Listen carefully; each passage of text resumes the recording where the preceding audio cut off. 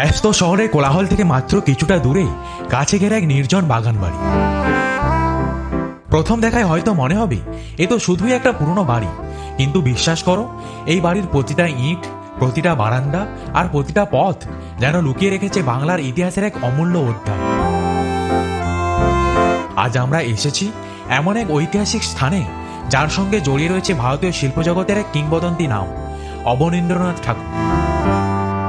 চলো আজ একসঙ্গে ঘুরে দেখি এই ঐতিহ্যের ঠিকানা কি, আর আবিষ্কার করি সেই ইতিহাস যা সময়ের স্রোত পেরিয়েও আজও বেঁচে আছে এই বাগানবাড়ির প্রতিটা কোণে কোণে।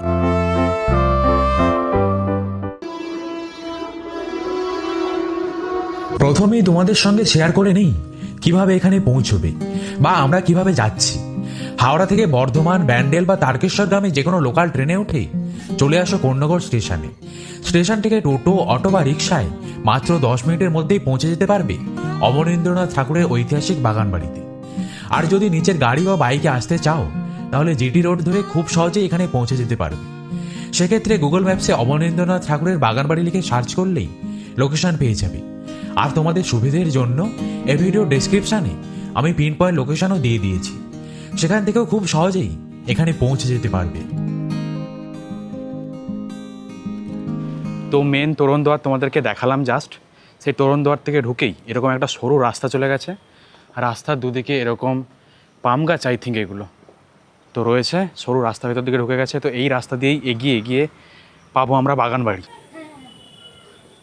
তো এই হচ্ছে মেন বাগানবাড়ির এন্ট্রান্স, এই যে লেখা রয়েছে দেখতে পাচ্ছ। আর ওখানে রয়েছে টিকিট কাউন্টার, আর এই হচ্ছে টিকিট প্রাইস, 10 টাকা পার পার্সন টিকিট কেটে তবে এই বাগানবাড়িতে প্রবেশ করতে পারবে তোমরা। তো এর ভেতরে ভিডিওগ্রাফি, ফটোগ্রাফি অ্যালাউ না, মানে ফটোগ্রাফি করতে পারো, জাস্ট ফটো তুলতে পারো, তাও মোবাইলে, কোনো ক্যামেরা অ্যালাউ না।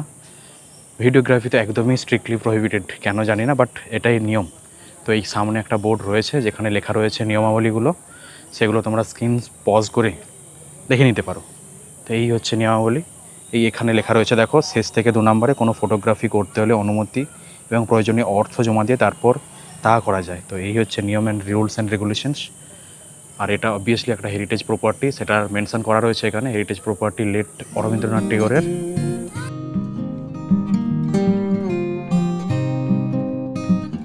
হুগলির কোন্নগরে অবস্থিত এই ঐতিহাসিক বাগানবাড়ি আজও অতীতের স্মৃতি বহন করে চলেছে। শহরের ব্যস্ততা থেকে মাত্র কয়েক মিনিটের মধ্যেই যেন পৌঁছে যাওয়া যায় এক অন্য সময়। প্রবেশদ্বার পেরিয়ে ভেতরে ঢুকতেই চারপাশে সবুজে ঘেরা পরিবেশ আর শান্ত নির্জনতা যেন মুহূর্তের মধ্যেই মনকে এক অন্যরকম অনুভূতিতে ভরিয়ে তোলে।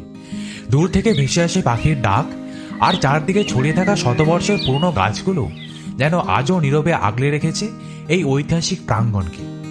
চলো এবার ধীরে ধীরে ঘুরে দেখি এই বাগানবাড়ির প্রতিটা কোণ, আর জেনে নিই কেন আজও ইতিহাসপ্রেমী, শিল্পানুরাগী আর ভ্রমণ পিপাসু মানুষের কাছে এই জায়গাটা এতটা বিশেষ। এই হচ্ছে বাগানবাড়ি ভেতরে ঢোকার গেট মতো বা এন্ট্রান্স। এখানে লেখা রয়েছে ভুবনজয়ী চিত্রশিল্পী অবনীন্দ্রনাথ ঠাকুরের বাগানবাড়ি। আর এন্ট্রান্স থেকে ঢুকেই এই সাইডে রয়েছে একটা পালকি, আর এই হচ্ছে বাগান। বাগানের মাঝখান থেকে এরকম একটা বাঁধানো রাস্তা মতো রয়েছে, আর পুরো রাস্তার চারদিকেই ওই যে পাম গাছ বললাম এন্ট্রান্সে যেরকমটা ছিল ঠিক এরকমটাও, মানে এখানেও ঠিক সেরকমটাই রয়েছে। আর ভেতরে নানা রকম ফলের গাছ, ফুলের গাছ রয়েছে। এখন গরমকাল, তাই বাগানটা ফাঁকা ফাঁকাই লাগছে। তো শীতকালে এলে আই থিঙ্ক ফল ফুলে ভরে থাকবে। আর ওই দিকটায় এটা হচ্ছে নদীর ধার।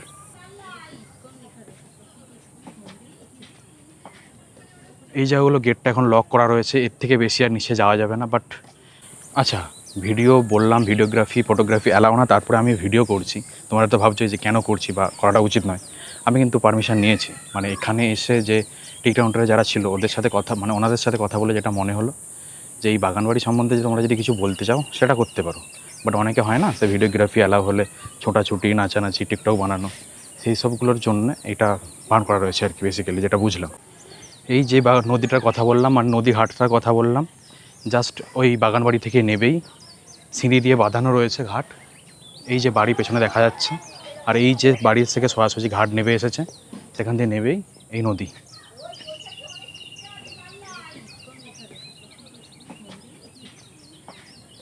এই জায়গাগুলো গেটটা এখন লক করা রয়েছে, এর থেকে বেশি আর নিচে যাওয়া যাবে না, বাট ওই দিকটা একটু বসার জায়গার মতো করা রয়েছে আমি যতটা দেখতে পাচ্ছি। তো ওই দিকটাও বসা যেতে পারে, মানে গেটটা অবভিয়াসলি যদি খোলা থাকে, মানে বসা যেত হয়তো আগে কখনো। এই অবনীন্দ্রনাথ ঠাকুরের বাগান বাড়ি খুব যে বড় এরিয়া তা বলবো না, মোটামুটি এরিয়া একটা। তো যেখান থেকে ঢুকেছিলাম ঘুরে ফিরে আবার সেই ঠিক সেখানটাতেই চলে এসেছি, মানে এখানটায় রয়েছে বাগান বাড়ির যে বাড়িটা সেটা।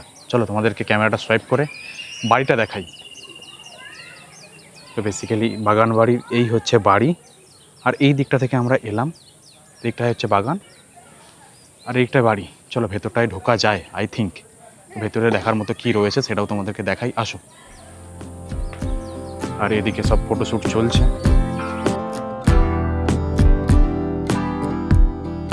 এবার চলে এসেছি এই ঐতিহাসিক বাগানবাড়ির মূল ভবনের ভেতরে। 1870 সালে অবনীন্দ্রনাথ ঠাকুরের বাবা গুণেন্দ্রনাথ ঠাকুরের উদ্যোগে নির্মিত এই বাড়িটি আজও ঊনবিংশ শতাব্দীর স্থাপত্যশৈলীর এক অনন্য নিদর্শন হয়ে দাঁড়িয়ে রয়েছে। ঘরের ভেতরে প্রবেশ করতেই চোখে পড়ে সেই পুরানো দিনের কড়িকাঠের ছাদ, লাল অক্সাইডের মেঝে, বড় বড় জানালা আর প্রশস্ত ঘর। বাড়ির প্রতিটা কোণেই লুকিয়ে রয়েছে এক অন্যরকম ঐতিহ্যের ছোঁয়া, যা মুহূর্তের মধ্যেই তোমাদের ফিরিয়ে নিয়ে যাবে প্রায় 150 বছরের আগের বাংলায়। এই বাড়ির কয়েকটি ঘর জুড়ে সংরক্ষিত রয়েছে শিল্পাচার্য অবনীন্দ্রনাথ ঠাকুরের আঁকা অসাধারণ সব চিত্রকর্মের প্রতিলিপি, তার ব্যবহৃত বিভিন্ন সামগ্রী, আলোকচিত্র, নথিপত্র এবং স্মৃতিচিহ্ন। প্রতিটি প্রদর্শনী তার শিল্পচর্চা, সৃষ্টিশীলতা এবং ব্যক্তিজীবনের এক একটি গুরুত্বপূর্ণ অধ্যায়ের সঙ্গে আমাদের পরিচয় করিয়ে দেয়। এই বাড়ির বড় বড় জানালাগুলো দিয়ে বাইরে তাকালেই চোখে পড়ে সবুজে ঘেরা শান্ত পরিবেশ। এমন নির্মল ও নিরিবিলি আবহাওয়াই হয়তো শিল্পীকে বারবার প্রকৃতির কাছাকাছি টেনে আনত।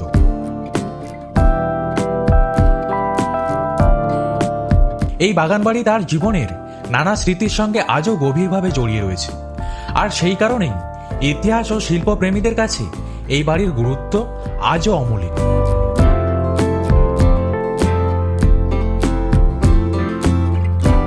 ঘর থেকে ঘরে হাঁটতে হাঁটতে শুধু একটি পুরনো বাড়ি নয়, অনুভব করা যায় বাংলার শিল্প, সংস্কৃতি আর ঐতিহ্যের এক সমৃদ্ধ অধ্যায়, যা আজও যত্নের সঙ্গে সংরক্ষিত রয়েছে আগামী প্রজন্মের জন্য।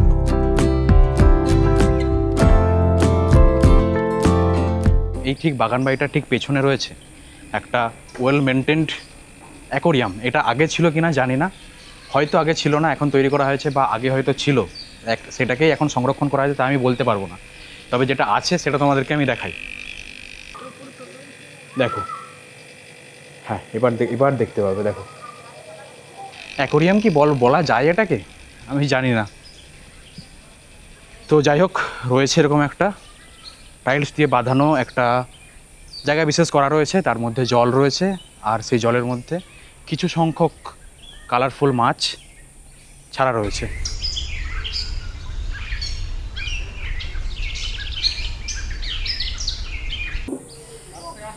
আচ্ছা, জায়গাটা বেশ সুন্দর জায়গা, চারদিকটাই গাছ দিয়ে ঘেরা। তো সেই জন্যই বাইরে রোদ থাকা সত্ত্বেও ভেতরটা কিন্তু কম্পারেটিভলি একটু শীতল, একটু ঠান্ডা। তো বিকেলের টাইমটা এই জায়গাটায় এসে টাইম কাটানোর জন্য খুব একটা খারাপ জায়গা হবে বলে আমার মনে হয় না, কারণ সাইডেই নদী রয়েছে, নদী ঘাটের সাইডে বসে তোমরা টাইম কাটাতে পারো। তারপর এই বাগানবাড়ি জুড়ে টোটালটা জায়গা জুড়েই নানা রকম বসার জায়গা করে রয়েছে, তো সেগুলোতে এসেও বসে তোমরা টাইম কাটাতে পারো। আচ্ছা, বসার জায়গাগুলো আমি তোমাদের দেখাতে পারছি না, জাস্ট বিকজ অফ, বুঝতেই পারছো, সন্ধ্যের টাইম, কাপলরা এসে টাইম কাটাচ্ছে। তো আমি চাই না আমার জন্য কারো পার্সোনাল টাইম হ্যাম্পার হোক বা তার বাড়িতে কোনো ঝামেলা হোক, তো সেই জন্য আমি দেখাতে পারছি না। বাট যেরকমটা বললাম, এই বাগান বাড়িতে পুরোটা জুড়েই নানা রকম বসার চেয়ার রয়েছে। না, একটা খালি রয়েছে, ওটাই তোমাদেরকে দেখাই। ওর থেকে আর ডান দিকে আমি দেখাতে পারলাম না, কারণ যেমনটা বললাম,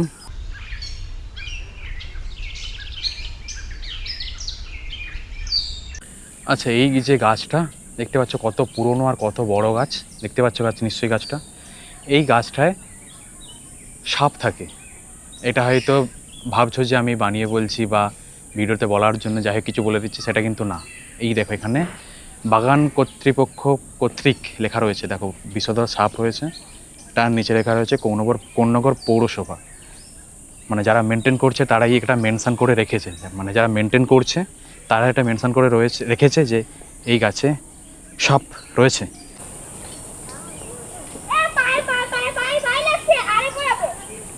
অবনীন্দ্রনাথ ঠাকুরের যে বাগান বাড়ি, এই বাগান বাড়ির মধ্যে রয়েছে একটা গ্রন্থাগার। এই যে সামনে দেখতে পাচ্ছ, তো ওখানে ক্যামেরা অ্যালাউ করবে কিনা আই ডোন্ট নো, আমি জানি না, তবে দেখছি যদি অ্যালাউ করে কি রয়েছে সেটা আমি দেখানোর চেষ্টা করছি।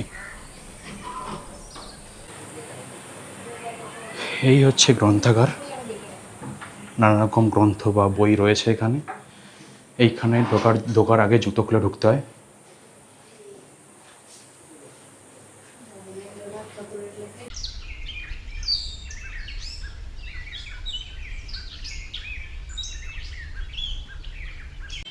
আচ্ছা, জাস্ট এই বাগান বাড়ি ঘুরে এলাম, আমার তো বেশ ভালোই লাগলো।